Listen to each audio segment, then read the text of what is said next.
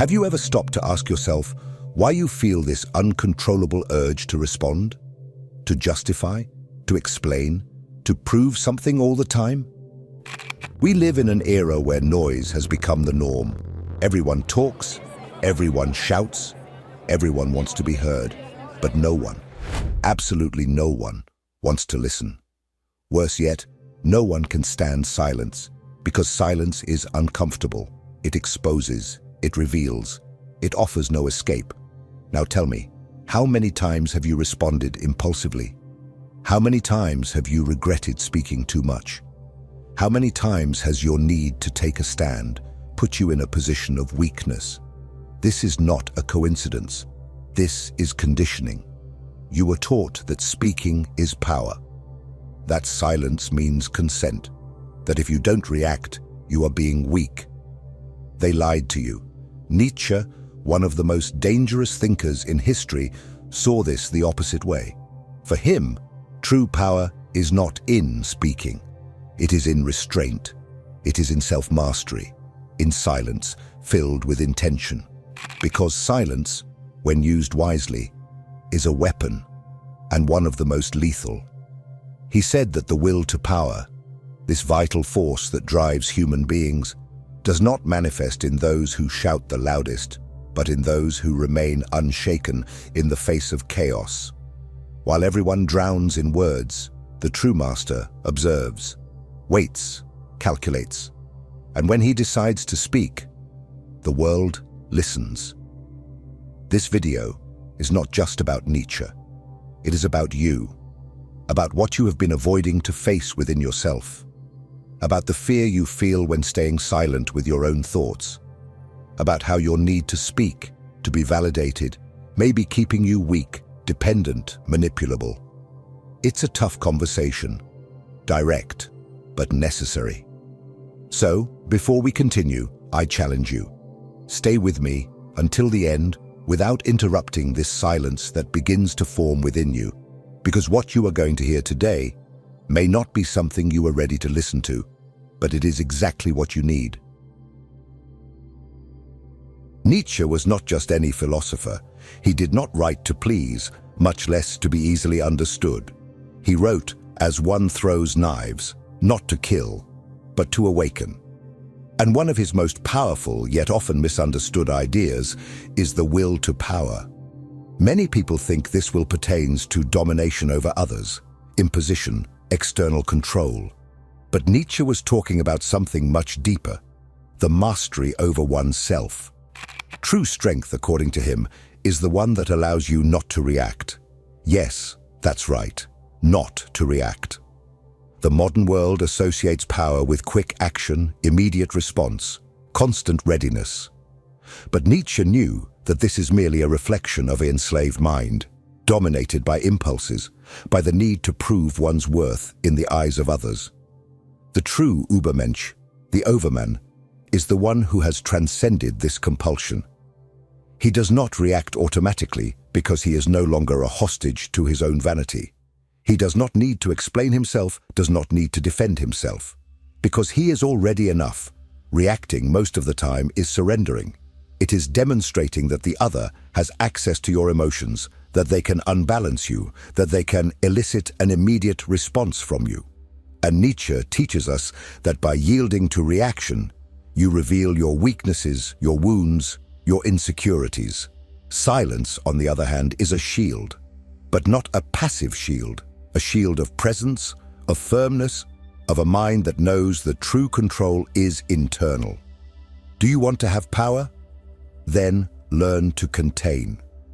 Learn to observe chaos without being dragged by it. Because while others waste energy trying to win battles that need not exist, you strengthen yourself in stillness. And it is in this space of containment, where impulse is mastered, that true power is born. But this raises an uncomfortable question. Why do we have such difficulty remaining silent? Why does noise seduce us even when it destroys us? In the next part, we will dive into the psychological roots of silence and what exactly noise is trying to hide. If this content is making sense to you, click the subscribe button and subscribe to the channel. Thank you for your support. Have you ever noticed how silence bothers people? How, in a conversation, a simple longer pause creates discomfort? How the sound of nothing becomes unbearable when we are alone with our own thoughts? This is not by chance. Silence has a brutal psychological power. It reveals. And human beings, deep down, are terrified of what can be revealed when everything around them falls silent. In the absence of noise, there is no distraction. Without distraction, what you hide from yourself begins to emerge. Your insecurities, your fears, your guilt, your frustrations. Everything that daily noise helps to push under the rug. Talking too much, being constantly busy, reacting all the time, are forms of anesthesia, and you don't even realize it. Modern psychology explains that our minds have been shaped to flee from emotional discomfort.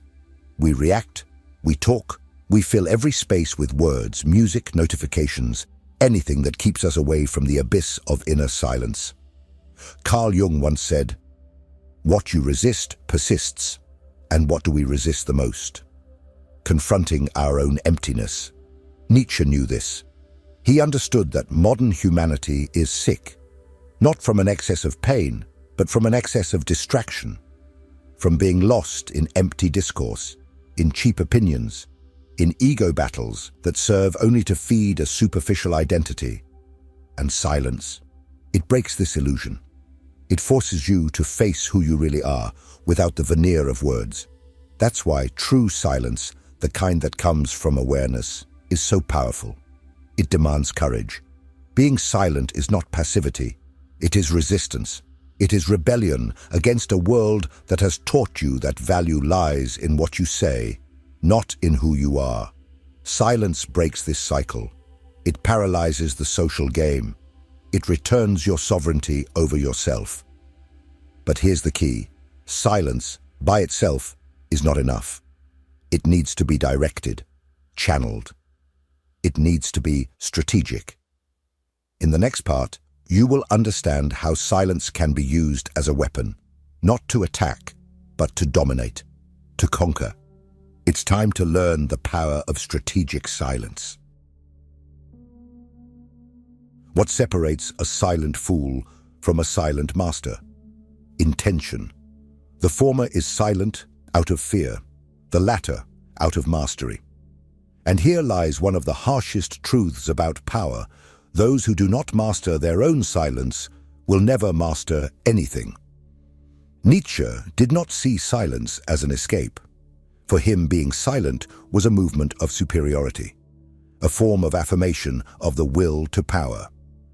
The silence of the Übermensch, the overman, is not timid, not withdrawn, and certainly not insecure. It is calculated. It is a tactic. He does not fall silent out of submission, but because he has already understood that those who talk all the time are selling themselves cheap, and those who react too quickly reveal their own emotional map to the enemy. Let's be clear. In a confrontation, those who speak the most are at a disadvantage. They are explaining too much, justifying too much, showing too much. Silence, when used precisely, becomes a mirror.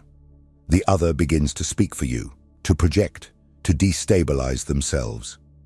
They try to fill the void with words, but all they manage to do is reveal their own fragility.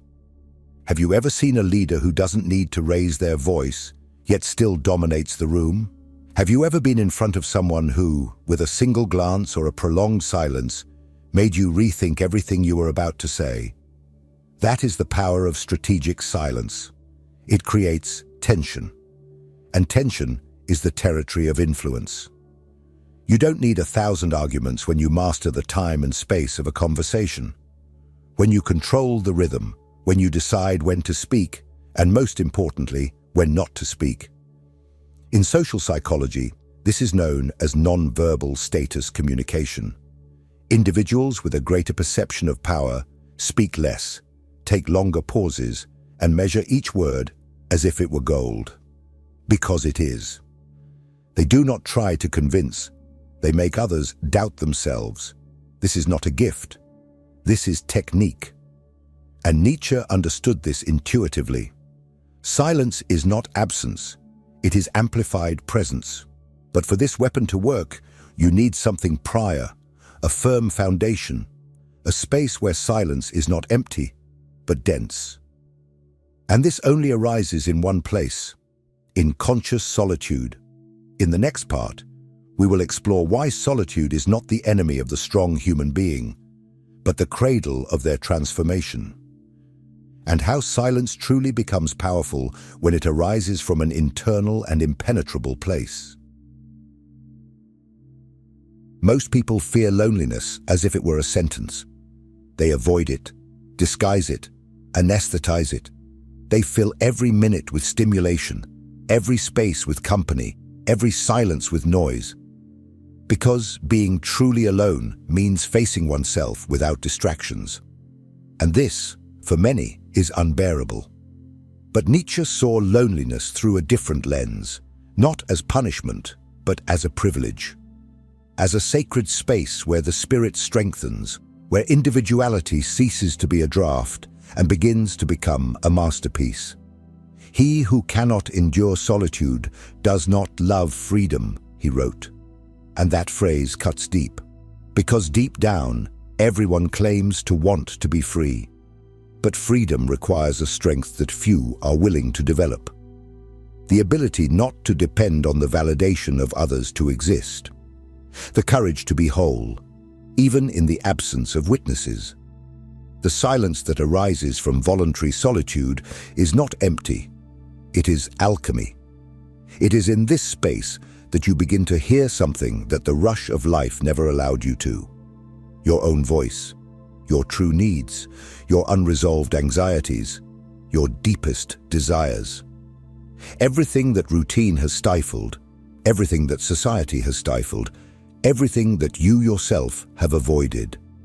Loneliness is the laboratory where the true self begins to emerge, stripped of masks, disconnected from external expectations.